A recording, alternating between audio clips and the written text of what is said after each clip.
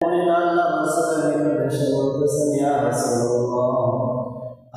বিবাহ হয় না।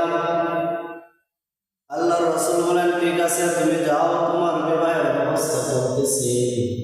মহিলা ডাক দিয়ে বলেন, ইয়া রাসূলুল্লাহ, আমাকে যার সাথে বিবাহ দিবেন সেই যুবকের জন্য 3টা শর্ত হলো। 1 নম্বর শর্ত, ওই যুবকটা প্রতিদিন ঘুমানোর পূর্বে একটা কোরআন খতম করতে হবে। 2 নম্বর শর্ত হলো সারা রাত নামাজে কাটাইতে, ইবাদত বন্দেগী করে কাটাইতে হবে। 3 নম্বর শর্ত হলো সারা বছর রোজা রাখতে হবে। আল্লাহ রাসূল বলেন, ঠিক আছে, তুমি যাও। রাসূলুল্লাহ সাল্লাল্লাহু আলাইহি ওয়াসাল্লাম সাহাবায়ে কেরামদের নিকট ওই মহিলার 3টা শর্ত পেশ করলেন। এক যুবক ডাক দিয়ে বলেন, ইয়া রাসূলুল্লাহ, আমি ওই 3টা শর্ত মেনেই তাকে বিবাহ করব। আল্লাহ রাসূল তার সাথে তাকে বিবাহ দিয়ে দিলেন।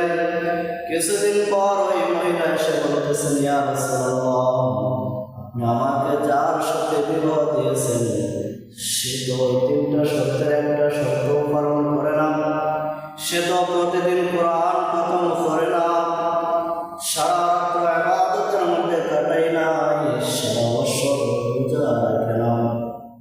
আল্লাহ রাসূল বলেন, ঠিক আছে, তুমি অভিযোগ করেছ, তোমার একার অভিযোগ দিয়ে তো আমি বিচার করতে পারবো না।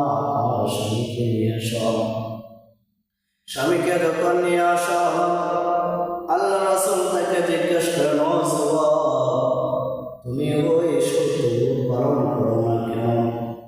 এই যুবক বলে, ইয়া রাসূলুল্লাহ, আমার স্ত্রীকে জিজ্ঞেস করেন, আমি কোরআন পড়ি আর না পড়ি, প্রতিদিন ঘুমানোর পূর্বে আমি আমার স্ত্রীকে সূরাতুল ইখলাস পাঠ করে শুনাই কিনা? মহিলা ডাক দিয়ে বলেন, ইয়া রাসূলুল্লাহ, আমার স্বামী আমাকে ঘুমানোর পূর্বে সূরাতুল ইখলাস পাঠ করে শুনাই। এবার যুবক ডাক দিয়ে বলেন, ইয়া রাসূলুল্লাহ, আপনার জবান থেকে শুনে